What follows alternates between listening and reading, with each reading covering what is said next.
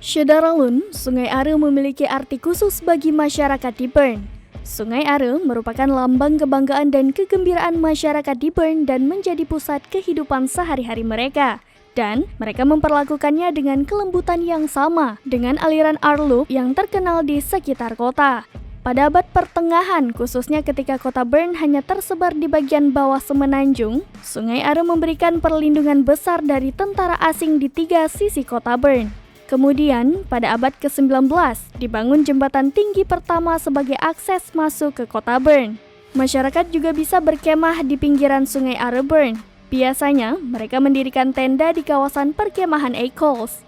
Kegiatan lain yang bisa dilakukan selain berenang dan berkemah di Bern, Swiss adalah sebagai berikut. Tur sepeda di kawasan Gurten, gunung lokal di Bern, berjalan-jalan di Rose Garden, taman di Bern dengan pemandangan kota tua, Münster, dan lingkaran Sungai Are. Sungai tempat Ariel hanyut terus ditelusuri oleh tim SAR dan pihak kepolisian Swiss untuk mencari anak sulung Ridwan Kamil itu.